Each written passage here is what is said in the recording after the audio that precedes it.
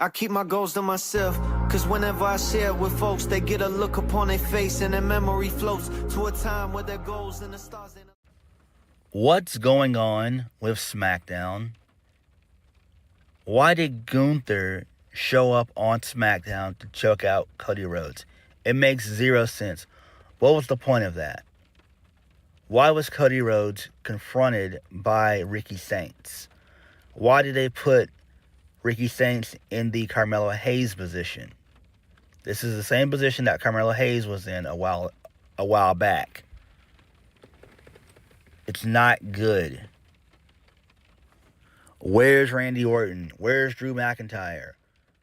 Where's Carmelo Hayes? Where's Shinsuke Nakamura? Where are those guys at?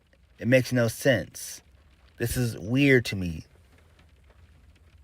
What the hell is Triple H doing? What is he doing? SmackDown makes no sense. Thankfully, SmackDown will go back to 2 hours, I believe in June.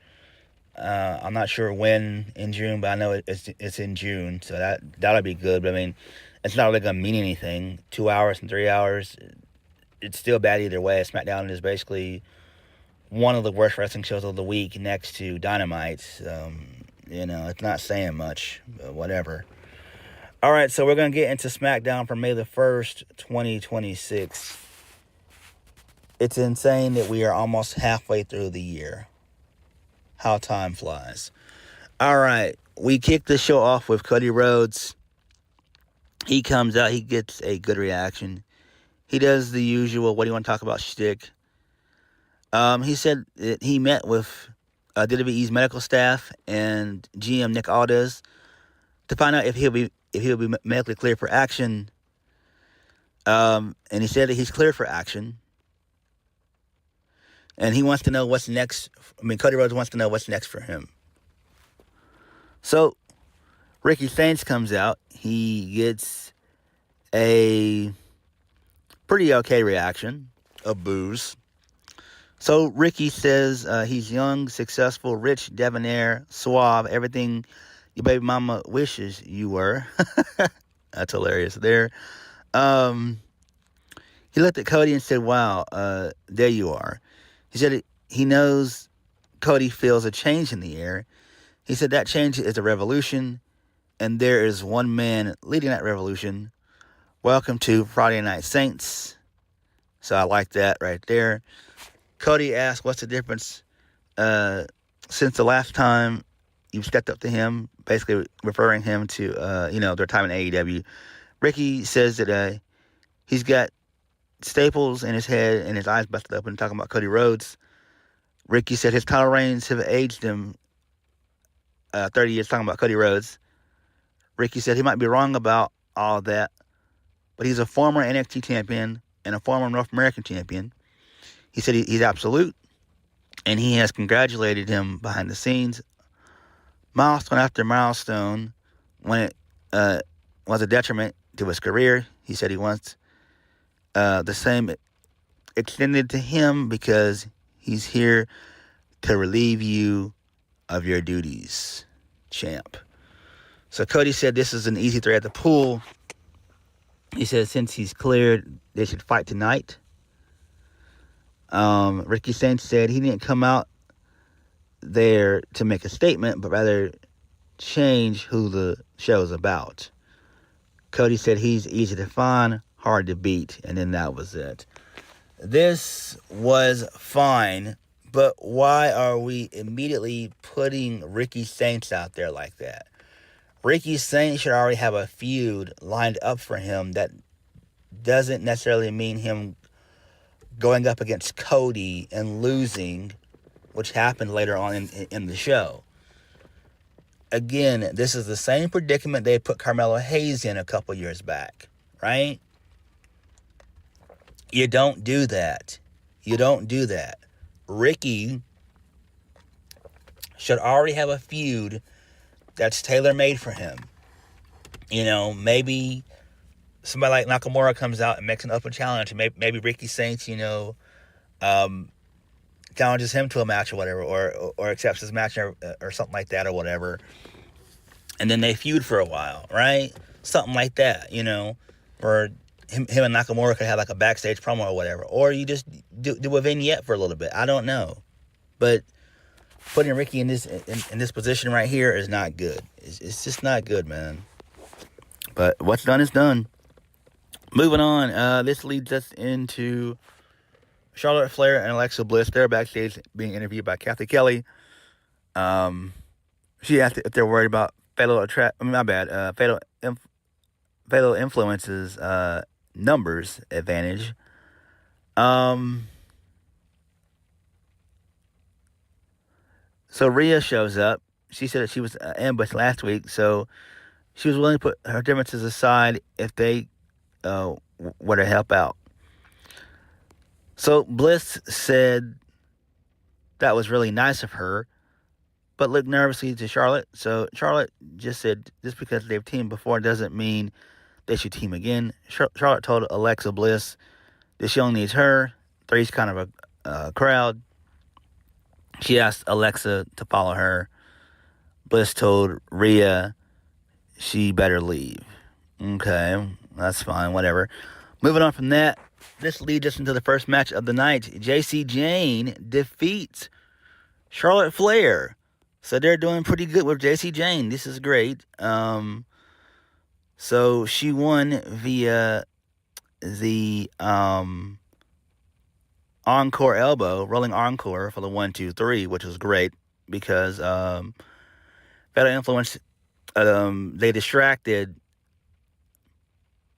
Charlotte for most of the match and everything. So that's fun. So I like what they're doing with Jacy. They already gave her a big win over Charlotte. So they're doing big things with Fatal Influence already. Post-match, the trio, they beat up Charlotte and Alexa real quick. And then Rhea came out to even the odds and make the save. And there's that. So that's fine. All right. Whatever. Moving on. This leads us into Brie, Bella, and Paige. They were interviewed by Byron Saxton. He wanted to know their reaction to Fatal Influence. Brie said they're impressed so far. Paige said karma is real, and they'll pay soon enough. So, Byron also wanted to know how they plan to defeat Nia Jax and Last Legend later on. So, Brie expressed confidence with Paige as a partner. Okay, that's fine, whatever. Who gives a damn about that? Moving on, this leads us into R-Truth and Fraxium. They're chatting. Damian Priest walked up. R-Truth is getting confused and thinking Fraxium was a Los Americanos. Damian Priest said Fraxium deserves a tag team title match. R-Truth looked confused. Fraxium said they'd take him up on that offer when they walked away. Truth revealed that he was talking to them about taxes and not a title match. R-Truth said that he's the best at tax advice. R-Truth said now he has to get dressed for a match. This is insane. So R-Truth is now an accountant? Great. Okay, cool. Weird as fuck, but that's interesting there. Okay, I like that. All right. Man, they clearly don't give a damn about the tag team titles, do they? They don't. But it is what it is, man. Who cares at this point in time? It's not important. Moving on, this leads us into Miz and Kit Wilson. They were standing in front of a sign that said "Free Human Monies." So, Miz said, Fraxium says that they could catch Danhausen if he opens the briefcase and temporarily disappears. So Danhausen walked up, saw the sign, and opened the briefcase and took wads of cash out of it. He said it was $400 and he could buy so much things with this. So, Miz and Kit Wilson then stepped out of their hiding spot and said Danhausen just walked out with $40,000. So Miz complained about the briefcase and not blinding Danhausen. He opened the briefcase and sprayed both Miz and Kit Wilson. Okay, that's fine, whatever, who cares. Moving on, this leads us into R-Truth and Damian Priest, they defeated Fraxium. Who cares? It is what it is. Don't care.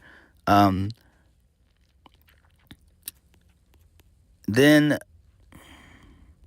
from that, the MFTs, their sorry asses show up. So Solo Sikoa and Talla Tonga show up and beat the shit out of R-Truth and Damian Priest. Who gives a damn about this? I wouldn't be shocked if the MFTs end up regaining the tag team titles at some point.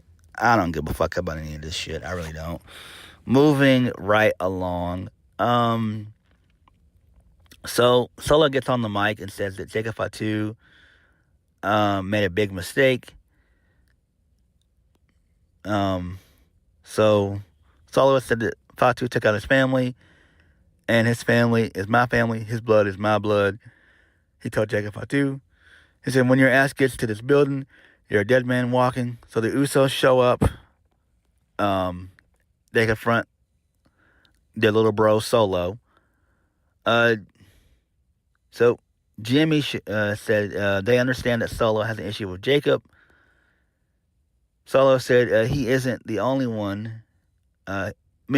Jimmy said he isn't the only one who has an issue with him. He said Roman has a problem with him too. He said the mistake Jacob Fatu made wasn't taking out Solo's crew, but it was when he put his hands on Roman Reigns. He said it was especially egregious because he used the Tongan death grip, which is sacred and typically a last resort. Solo said there's plenty of Jacob to go around for us. Pause. Jay told Solo that they're not asking him, they're telling him. Solo laughed and said he doesn't have time for that. He turned his back, and then Talla Tonga attacked the Usos and beat them up.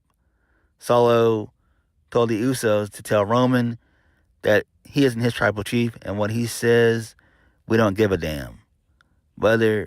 He said whether Roman likes it or not, Jacob Fatu is a dead man. Okay, whatever. Who gives a damn about this at all? I sure don't. I don't. Moving on. This leads us into Sami Zayn. So he's backstage. He approached Cody Rhodes. He asked if he really called him sarcastic and condescending. Cody said when he called him the Golden Boy, that wasn't an insult. He said that was what Cody wanted, and they all want that. He asked if he's really upset that he got to wear a gold crown and cap on his way to the ring at WrestleMania. Cody said he's tired of the misunderstanding between them. He said they're a dying breed and the last of the true good guys. He said they're friends and they're the same. Cody said there's a lot of truth there, but they're not the same. And so there's that. All right. Moving on from that, this leads us into Cody Rhodes defeating Ricky Saints. Match was solid, but it didn't need to happen. Again, Ricky Saints is already in the Carmelo Hayes category, and that's not good. It's not good. I don't know why it occurred. It didn't need to happen. And then immediately after the match was over with, Gunther shows up and just chokes out Cody Rhodes for whatever reason.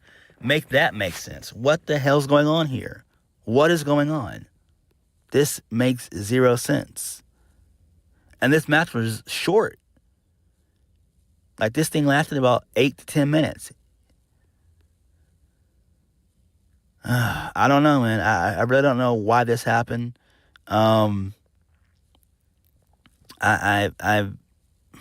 I don't know, man. I don't know.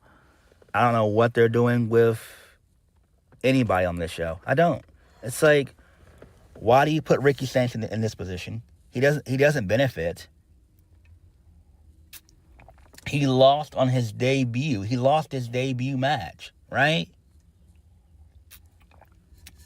They need to bring back enhancement talent. Like, they can use talent from Evolve. They can use talent from AAA. They can use some talent from NXT. Use those guys as centerpieces for your top guys and girls to use as jobbers to get over, right? Ricky Saints didn't need to be in this position. It's dumb. Same thing with Gunther. Why is Gunther on SmackDown? This makes no fucking sense. This is so damn dumb. It's retarded. What is going on? What the hell is going on, man? This is dumb. This is so stupid. Unless they're going to do Cody and Gunther at Night of Champions in June, which that's a month and a half away. So why would you even build to something that far out? It makes no sense. Moving on, this leads us into Danhausen. So, Miz and Danhausen, they have some words and everything else, along with Kit Wilson. They say a bunch of stuff. Kit Wilson makes fun of Danhausen. Miz basically ends up siding with Danhausen, but it's all a ruse, basically. And Miz and Kit Wilson, they end up beating up Danhausen, which is great. But this thing took forever. This thing went on for like a good 7-8 minutes. I'm like, what's going on here? But I liked how they did it. I really did. And this makes sense.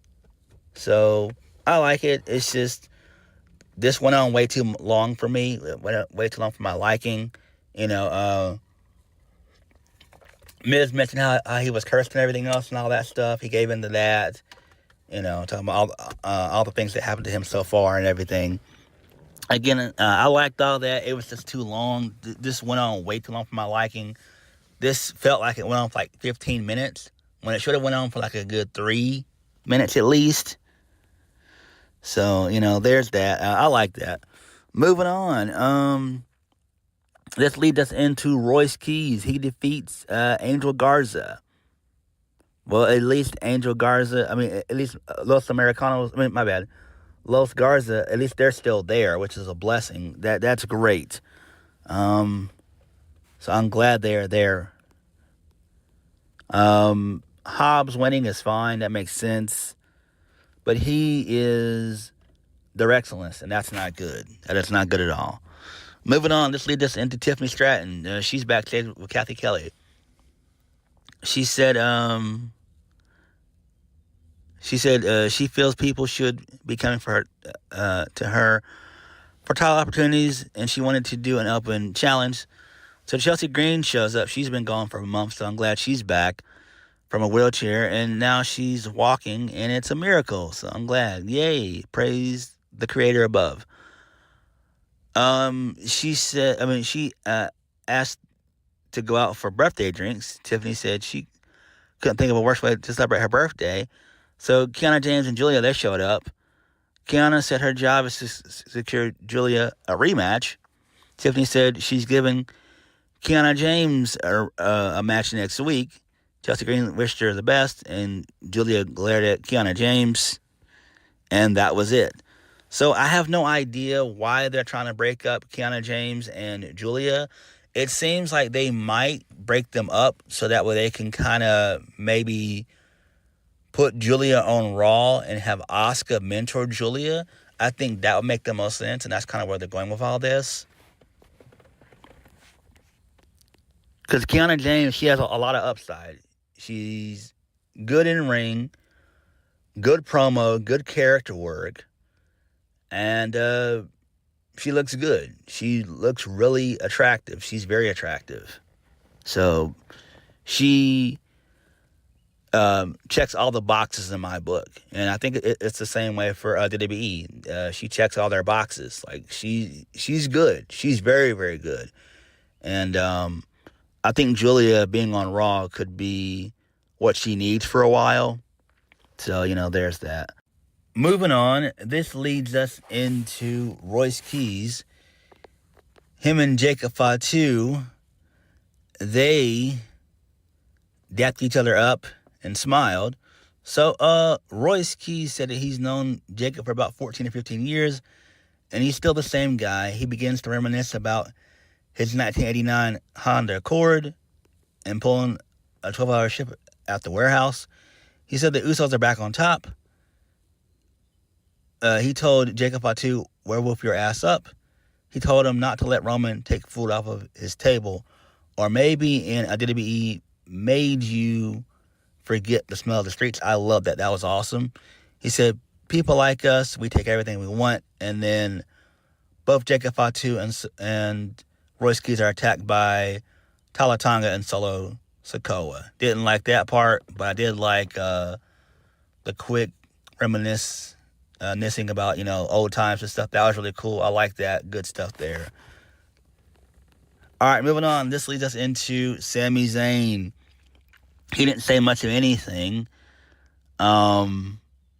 He did talk about Bob Dylan and everything like that. He said he doesn't care about the reaction that he's been getting from the crowd as of late. All he cares about is his ride or die Sami Zayn fans. But one thing he's not going to tolerate, and that's disrespect. So, basically, Sami Zayn begins to attack the gingerbread man. He said that Trick has an entrance, dance moves, and catchphrases. He said he could do that in his sleep. He said what's hard is doing what he does, which is leaving it all in the ring, night in, night out. So then Sami Zayn begins to beat up the gingerbread man and tears him up and breaks him apart and all that jazz. So Trick shows up. He attacks Sami Zayn. Well, tries to get his hands on Sami Zayn, but Sami Zayn gets out of dodge.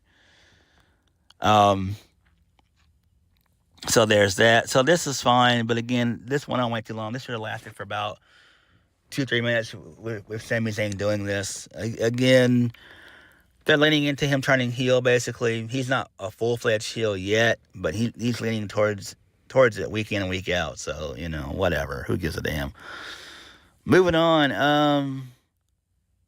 This leads us into Nia Jax and Lash Legend. Lash said that they prepared for the Bellas, not Paige and Brie at WrestleMania, but they're ready for this week. Jax said that they sent Brie back they're going to send them both back to the couch with Nikki. Okay, whatever. I don't care about this. Moving on. This leads us into Trick Williams, a bright spot on this show. Trick, he stepped out. He looked concerned. He said last week Sami Zayn took out Lil Yachty. He isn't sure if he'll make it. He said he took out the gingerbread man. Now he's messing with his money. Trick Williams doesn't play around with his money. Trick said he has a match against Sami Zayn at Backlash, and he'll beat him again, just like he did at WrestleMania. So Trick paused to mourn the end of the gingerbread man. He said he's gonna whoop that Trick at Backlash. Okay, that's fine. Moving on. Brie, Bella, and Paige, they defeat Lash Legend and Nia Jax. I didn't even watch this match at all. I'm not going to hold you up. I did. Moving on, this leads us into Sami Zayn. He's backstage with Nick Aldis. So, Sami wants to know if this TV time being given to the gingerbread man is a joke. So, Nick Aldis asked Sami Zayn to have a modicum of respect since everyone is grieving the loss of the gingerbread man. What the hell?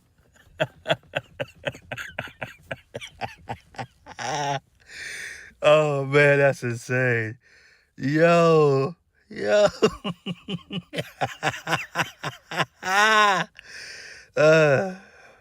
Sami Zayn said that he's trying to get under his skin. Sami wanted the U.S. title match at Backlash to become official.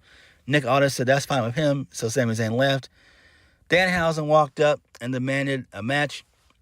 Nick Aldis suggested that he face Miz and Kip if he could find a partner. He said, that's bad. That's bad work. Okay. All right, whatever, that's fine. Main event of the evening. The Usos versus Talla, Tonga, and Sikoa, that was thrown out because Jacob Fatu showed up and caused a no contest, beat the hell out of Solo and Talla, kind of like he did last week. So there's that. He got Tonga in the Tongan death grip and did a small drop through the announce table, which was great. Then he beat up Solo. So then Fatu got into the ring, and